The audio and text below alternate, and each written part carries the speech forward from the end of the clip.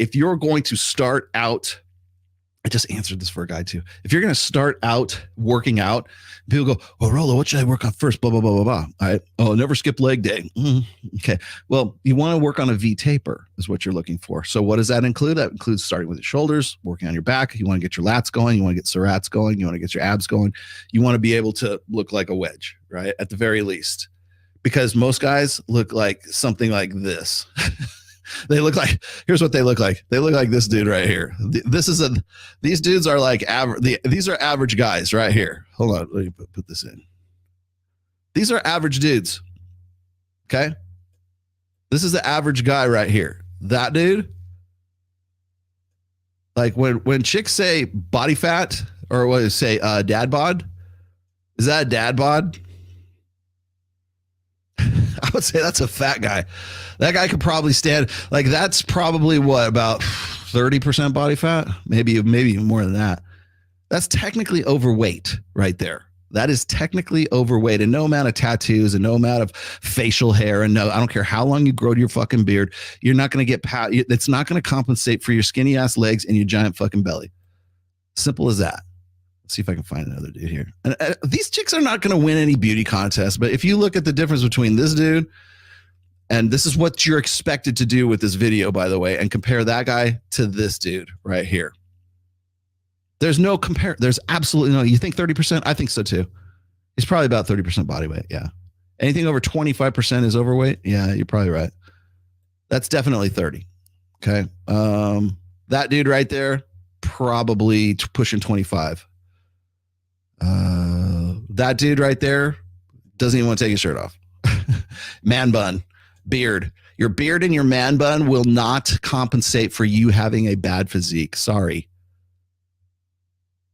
Notice how they won't be, the chicks won't be doing this to this guy. They're not taking video of that guy. They're going, damn, he's hot. I gotta put this up on the gram. Now, before you got, and I know I'm going to get this in the comments. So I'm like, this dude right here. Notice that they have beards. All these dudes have beards, right? You know, to compensate for the fact that they have no chin, probably, or they have no jawline. You know, and here's another dude, right? Now this guy's not bad. He could probably get in shape probably within like 3 or 4 months, but at what point do you kind of go, maybe it's not so much the extenuating fact. Now this guy doesn't have like a beard. Okay. So he's probably in better shape than the other guys are. So put that back. Okay. So there we go. What'd you say? Rolo, I had over 50 pounds at one point, now lifting heavier. And now women at the gym walked up to me and said to me, your chest is bigger. Yeah. You'll get those things. You will get that. So I have to relate something, a recent experience. Now, I have been doing what they say, money, muscles, and game, right? Oh, you should don't chase women, chase excellence. Well, what does that entail? Chasing money, chasing muscle, or chasing game? Like, how are we going to work this out, right? I would argue, and if Mike wants to have this conversation in the future, I hope he does, because I really like to have some sort of conversation here about this. I'm going to argue right now that looks are status. Looks are a form of status. How do I know that? Because if you change your body habitus, if you change your look, if you put on an extra 30 pounds of muscle and you drop 30 pounds of fat, people will treat you differently because you have entered a different status. You have entered into bodybuilder status. When I walk in to Powerhouse Gym, I don't feel out of place standing next to somebody else who's a lifter right now, because I know I look good. I know I have muscularity. And of course the joke is this, and I've made this joke myself, is like what is the meme? The meme is the guy going, oh, well, I'm dreaming of being like more like a guy's like skinny fat, right? That's like the cartoon. The guy's skinny fat and he's dreaming of like all the chicks who are going to love him once he gets yoked. They show him working out. He does all this shit, does his cardio, does his lifting, does his, I don't know, kettlebells, whatever the fuck they are. And then he's got the muscles, and it's a bunch of guys coming around him going, "Hey, bro, what's your stack? Hey, man, what's your diet like? What's your lifting? What's your bench pressing? What's your deadlift? Right? And it's all these guys that are more impressed with the muscularity than it is the girls, because those guys think that that's the thing. And I'm going to tell you right now, the reason that that's a meme is because it's gay and false. Okay. Women notice. How do I know? Because they're the ones taking the fucking video of the dude on the fucking beach. Right. And that's just one kind of, I'm using this as a very over the top, yes, I know, extreme example. People go, well, he's wearing red pants. He's a brother. He's black. He's in shape. All these white girls want the black dude, blah, blah, blah. However you want to justify this and like layer on all the cope that you'd like. The fact of the matter is the dude is in a different social status than those fat fucking white guys that are sitting right there watching this guy just simply walk by. And all this dude is he's probably, and I understand he's got a videographer that's watching this whole thing. This is a social experiment. So don't tell me like, well, it's staged. Yes, it is staged, but it's not so staged that they're going like, okay, ladies, when he walks by, make sure you get your camera out. They're not doing that. The dude's just walking by and they're taking, it's kind of like, do you guys remember there used to be a show, and I think it was in like the mid 2000s. It was called the Jamie Kennedy Experiment. And Jamie Kennedy, comedian Jamie Kennedy, would go and he would come up with these scenarios and these skits, and each one was like a show. And like sometimes he was like some sort of like a cult guru in like Los Angeles, like a Scientologist or something, and trying to get people to like seeing how far he could push people.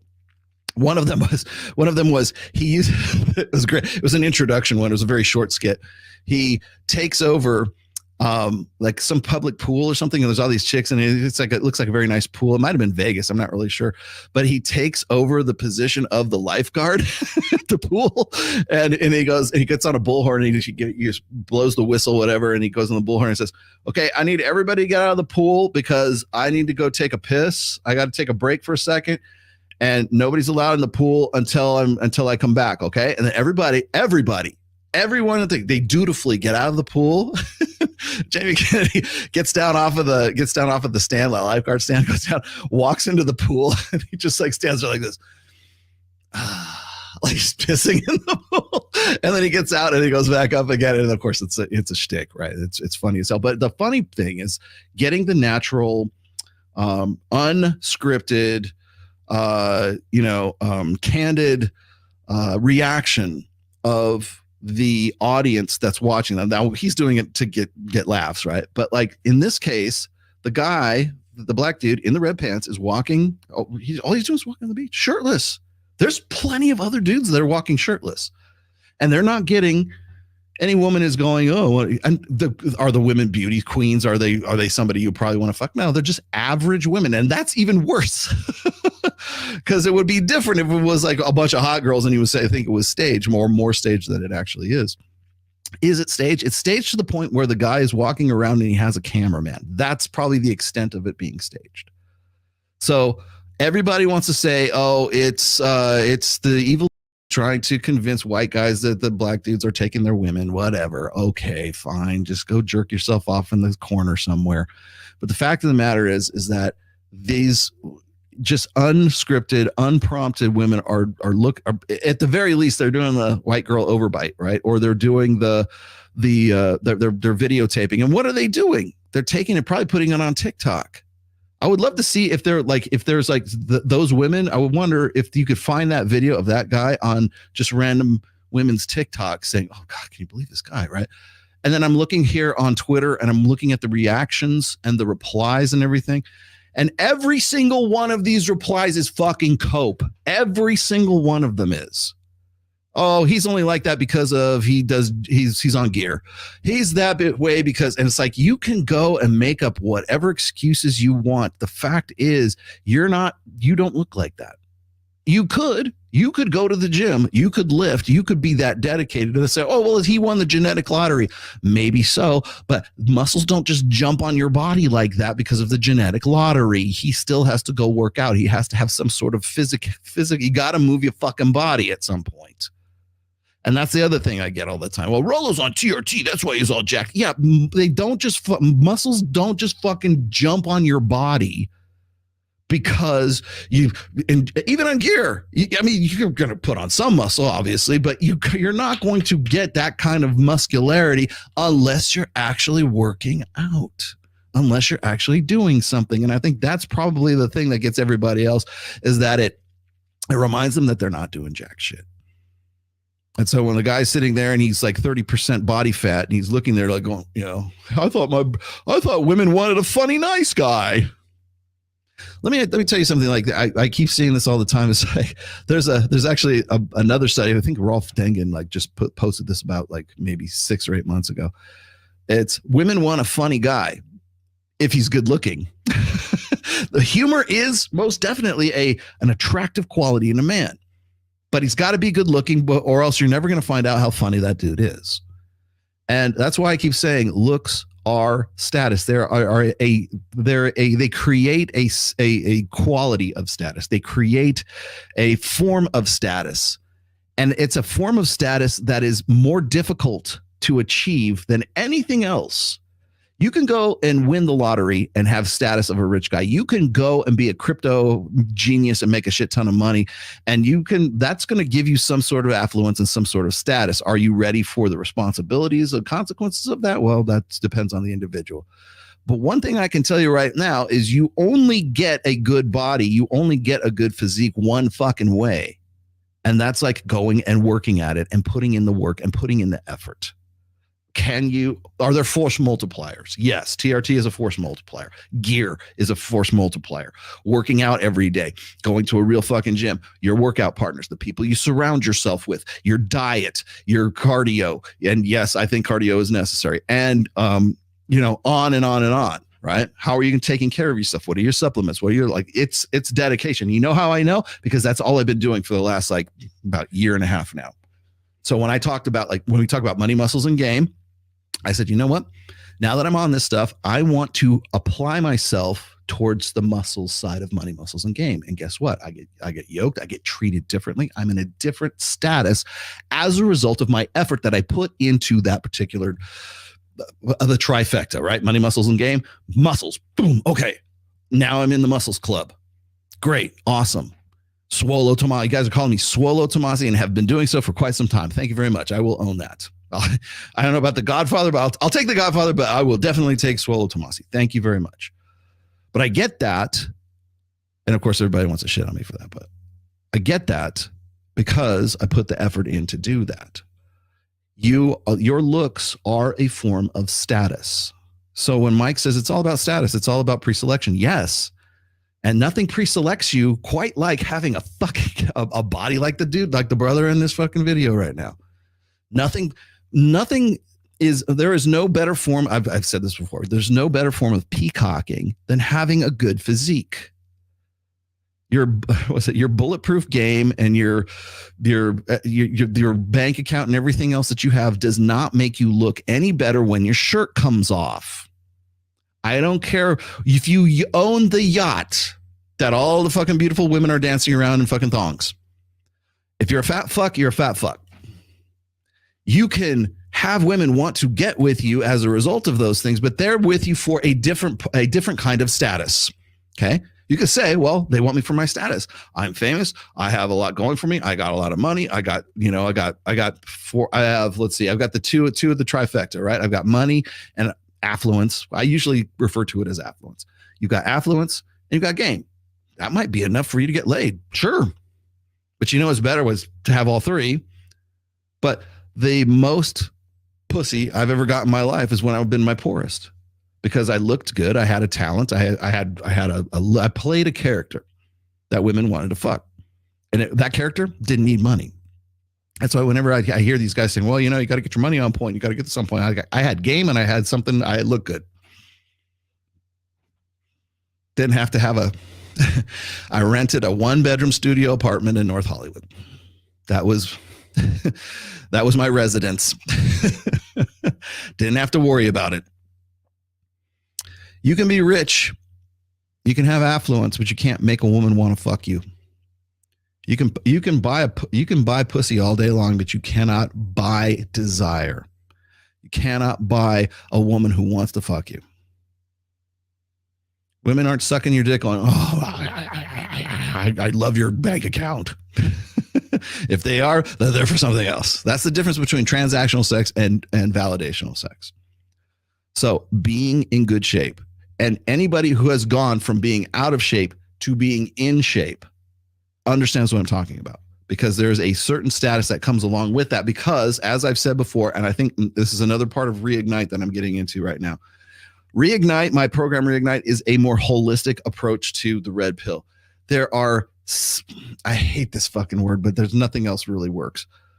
There are synergies between money, muscles, and game. If you go from being a fat fuck to being in shape, people are going to treat you differently. How is that going to affect your game? If you get a promotion at work or whatever, or let's just say your crypto takes off, or let's just say that your business takes off. However, you come into more money. How is that going to affect your game? How is that going to affect you in other ways? How is that going to affect your status? How is that going to affect how is that going to affect your overall frame? Because money, muscles, and game are what encompass or what constitute frame. If you want to build a world into which that women want to join, associate themselves with, it is the combination of money, muscles, and game, health, wealth, and relationships. When women say, I want a guy who's got the complete package is optimizing and maximizing the potential of all three of the trifecta. So how is an improvement, it could even be a sudden windfall of money. It could be a sudden improvement in game. It could be, wow, now, the only place where it can't be all that sudden is in your physique. It takes time. You want to know why when guys go into MOA, or they come see me, or they come see, I don't know, half a dozen other guys who are probably Rich Cooper too, right? They go and see those guys and say, Rich, Rollo, what do I do with myself? How do I make myself, like, where do I start? In the fucking gym. Because that's going to affect a lot of other aspects of your life. Get those endorphins flowing, get that runner's high going, feel better about yourself. And once you have put in, I'm not saying you don't do that simultaneously with like learning game, being more socially savvy and everything. You have to, obviously. But the part that you have the most control over, the part that you have most direct control over, is your physique. Go in there and do, unless you are physically disabled, unless you're walking around with a colostomy bag, okay, get in the fucking gym. Unless you have some sort of like congenital disease, right? Unless you are like physically deformed, you got fucking a toe growing out of your fucking forehead, go to the fucking gym. Because that's going to affect how you view the rest of all the rest of that stuff. That's going to be the starting point of everything. Because that's what takes it's what you have the most direct control. It's what you're going to feel the best about, but it's also going to be the one factor that like builds the rest of those other things, money and muscles and game. Because once you get into that status, looks are status. If you are like, there's guys I know who are 6 foot tall. Mike Sartain, despite all the criticism to the contrary, is in fact 1 inch taller than Rollo Tomassi. I'm 5'11". He is 6 feet tall. But you know who's taller than him? Justin Waller. Scotty Eichler is you guys don't even know who Scott is. You will know who Scott is. Trust me, with by 2025. Myron Gaines, 6'3". Robert Kiyosaki, 6'2", 6'3", somewhere around there. I am not in the 6 foot status category, and I probably never will be. So are there other ways that I can like sort of like get, be considered in the cool kids club? Yeah, of course I can. I can make more money. I can be better at game. I can do, I can still, I'm in better shape than most of those guys. Yeah, Myron's in pretty good shape. But yeah, I'm not going to like that status. That's how it's going to work. Okay. How you go and I think one of the greatest tests of a guy is how are they going to be able to sort of like compensate for deficits. And like when people go, like, you'll notice this. Now I'm not suggesting this is you, but if you have let's say you got a lifted truck, right? And you got these big giant rims and everything. What's the first thing chicks say about you? I must be compensating for a small pee-pee, right? Do I have that? Pee-pee? Pee-pee. He has a small pee-pee because he has a gigantic Ford F-2500, 250, whatever the fuck it is, and it's lifted and everything. He must be compensating for something. There's nothing wrong with compensate. Everybody does. Women compensate. That's why they get bigger tits. Oh, she only got those big tits because she had small tits. Yeah. Yes. She got a Brazilian butt lift because she has no ass. Yes. Congratulations, you figured it out. But why is that okay? Well, why do we why is that a thing? And then if a guy has like a lifted truck, then it must be because he's got some kind of like small dick energy.